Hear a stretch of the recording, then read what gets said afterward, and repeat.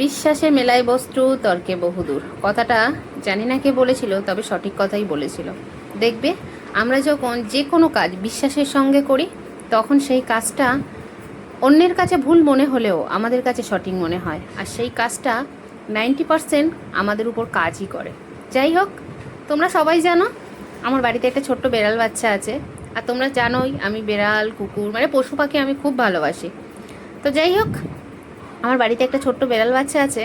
ও এখন কালকেরে কিছু একটা মুখে করে নিয়ে খাচ্ছিল, নোংরা কিছু না, ভালো কিছু একটা খাবার খাচ্ছিল। হালদারবাবু ওর সাথে খেলতে খেলতে সেটা মুখ থেকে নিতে গেছে, গেলে ও তো ছোটো মানুষ বুঝতে পারেনি, মানে হাত দিয়ে মেরেছে, মারলে একটা নখ কোনো কারণে হালদারবাবুর হাতে লেগে গেছে, লেগে একটু চামড়া উঠে গেছে। যাই হোক, রক্ত বের হয়নি, জাস্ট চামড়া উঠে গেছে। তো হালদারবাবু তো যবে থেকে অসুস্থ হয়েছে তবে থেকে এতটা পরিমাণে মনের দিক থেকে দুর্বল হয়ে গেছে, মানে কিছু হলে ভীষণভাবে ভয় পেয়ে যায়। তো ভীষণ ভয় পাচ্ছিল, তা আমি বললাম ভ্যাকসিন নিতে চলো। বললো না ভ্যাকসিন নেব না, আমার ছোটো জামাইবাবু মানে আমার ছোটো নন্দাই হাতচালা করে ওষুধ দেয়, বেড়ালে কামড়ানো কুকুরে কামড়ানো ওষুধ দেয়। তো যাই হোক, সেই জন্য করে ছর্দির বাড়িতে সন্ধেবেলা নিয়ে ওকে চলে এসেছি। এসে বেশ সন্ধে থেকে অনেক গল্প গুজব করলাম, সবাই অনেক মজা করলাম। তারপরে ছোটো জামাইবাবু বাজার থেকে এলো, এসে হাতছালা করে দেখলো দামনা পর্যন্ত হাত উঠেছে। জানি না অতটা বিষ উঠেছে কি, তো হাত অতটুকু উঠেছে। তারপর আর কি করা যাবে, জামাইবাবু বললাম কি করা যাবে এখন, জামাইবাবু বললো ওষুধ দেবো, খেলে ঠিক হয়ে যাবে। তো 3 দিন যে যে জিনিসগুলো বলবো খেতে বারণ বা যেগুলো করতে বারণ সেগুলো করবে না, খাবে না।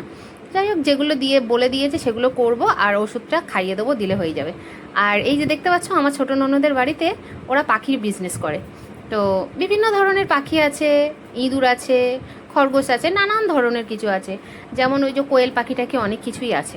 তো আমার ভাগনা কাজ করার সাথে পাশাপাশি এই বিজনেসটাও করে। তো তোমাদের যদি কারোর পাখি লাগে বা কোয়েল পাখি লাগে, এরম টিয়া পাখি লাগে, এই যে দেখছো এই ধরনের পাখিগুলো লাগে, বিভিন্ন পাখি আছে, তোমাদের যদি লাগে আমাকে কন্ট্যাক্ট করতে পারো। আমি আমার মানে ভাগনার বলে দেবো, কন্ট্যাক্ট নাম্বার দিয়ে দেবো, তোমরা যোগাযোগ করে নেবে। তো যাই হোক, অনেক রাত পর্যন্ত প্রায় 9:30 পর্যন্ত গল্প টল্প করলাম। তারপর ছদ্দির বাড়ি একটু খাওয়া দাওয়া করলাম, করে টোরে নিয়ে এখন সবাই বসে আছি। এখনও খাইনি যদিও, বসে বসে সবাই অনেক গল্প করছি। এখানে ভাগনা আছে, ভাগনা বউ আছে, জামাই আছে, মেয়ে আছে, নাতি পুতিরা সবাই আছে, সবাই গল্প টল্প করছি একসাথে। আর আমার শাশুড়ি মাও ছিল, তো সবাই একসাথে। আমার শাশুড়ি মা তো এখন আর দেশে থাকে না, ওই আমাদের বাড়িতে থাকে। তা আবার দিদির বাড়িতে এসেছে কদিনের জন্য ঘুরতে, ভাসুরের বাড়ি এখানে ওখানে করে সব জায়গায় থেকে যাবে, একটাই তো মানুষ। তো যাই হোক, এই যে মানুষ দুটোকে দেখছো, একজন আমার ছেলেটা হচ্ছে আমার ছোটো নন্দাই, আর ওই মেয়েটা হচ্ছে আমার ছোটো ননদ। তো যাই হোক, আর আমার ননদদের তো তোমরা সবাই কম বেশি চেনো, কারণ আমার অনেক ভিডিওতে আমার ননদরা আছে, নন্দাইরা আছে। তো অনেক দিন পরে আবার নতুন করে ব্লগ ভিডিও দিচ্ছি। মাঝখানে একটু সমস্যা হয়ে গেছিলো। সমস্যা বলতে আমার ফোনটা গেছিলো খারাপ হয়ে, মানে ভেঙে গেছিলো ফোনটা। আমি একটাও ভিডিও করতে পারছিলাম না, যার জন্য করে কোনো ব্লগ পোস্ট করতে পারিনি। তো জানি অনেকটাই মানে রিচ সব কিছু কমে গেছে, তো কিচ্ছু করার নেই, আবার নতুন করে ভিডিও পোস্ট করছি। তোমরা একটু সাপোর্ট করো, একটু পাশে থেকো, আর তোমরা সবাই অনেক সুন্দর সুন্দর কমেন্ট করো, আমার খুবই ভালো লাগে। তো যাই হোক, হালদারবাবুর হাতচালা হয়ে গেছে। আমরা এখানে সবাই বসে বসে গল্প করছিলাম, তা আমি ছোটো জামাইবাবুকে বললাম, ও ছোটদা আমাকেও একটু তাহলে হাতচালাই করে দেখে দাও, আমি তো ওনার এঁঠো টেঠো খেয়েছি। তো যাই হোক, আমারও বলছে ঠিক আছে, একজনের হাত চালার পরে আর একজনের চালতে গেলে ভীষণভাবে হাত ব্যথা করে, তো কিছুক্ষণ পরে রেস্ট নিয়ে তারপরে দেবে। তো যাই হোক, এখানে এখন আমার হাত দেখা হবে যে আমার শরীরে বিষ আছে কি না। তো যাই হোক, এখানে ছোটো জামাইবাবু সব রেডি করছে, আর উনি স্নান টান করে একদম গঙ্গা জলটল গায়ে ছড়িয়ে এসেছে, আমিও গঙ্গা জলটল গায়ে ছড়িয়ে নিয়ে এসেছি। তো যাই হোক, এবারে আমি ভাবলাম কি আমার উঠেছে কি দেখি, ওরে বাবা, আমার তো গেল না, মানে আমার গায়ে বিষ নেই, সোজা দেখো আমার হাতের পাশ থেকে হাতটা চলে আসছে হালদারবাবুর দিকে।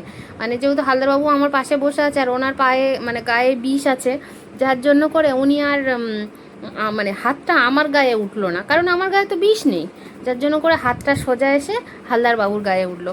যাই হোক, হালদারবাবুর ইমিডিয়েটলি ওষুধ খাওয়াতে হবে বা ভ্যাকসিন নিতে হবে।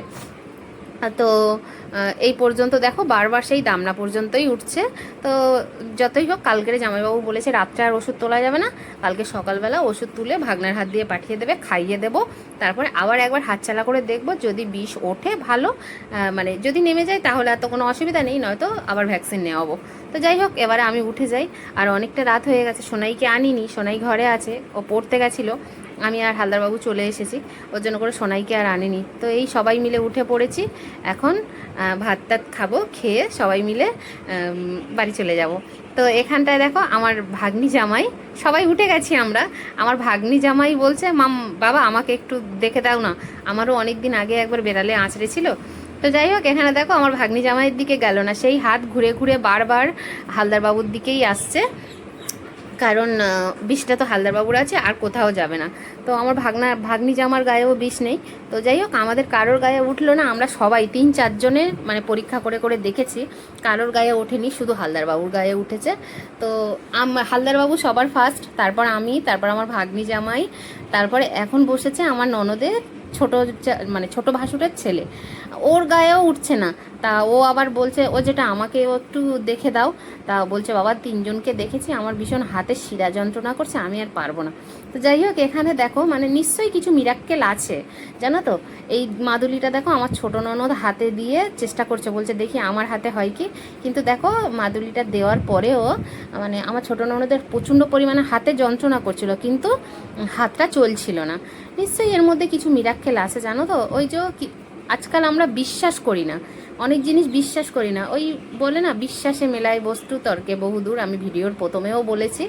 তো যাই হোক, এবারে সবাই মিলে উঠে গেল, বলছে এবার খাওয়া দাওয়া করে সবাই বাড়ির দিকে যাই। আর এখানে দেখো আমার ভাগনা, আমার নাতি, এরা সবাই মিলে পাবজি খেলছে।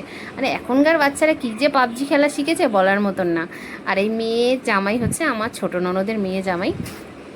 তো যাই হোক, সবাই মিলে অনেক অনেক দিন পরে দেখা হয়েছে, তো সবাই মিলে বেশ অনেকক্ষণ গল্প সল্প করছি। আর ভালো লাগে, জানো তো, যখন সবাই এক জায়গায় আসি না, খুব গল্প করে ভালো লাগে সবাই একসাথে গল্প করতে। আর এই যে দেখো আমার ছোট ননদের গোপু সোনা কেমন হয়েছে।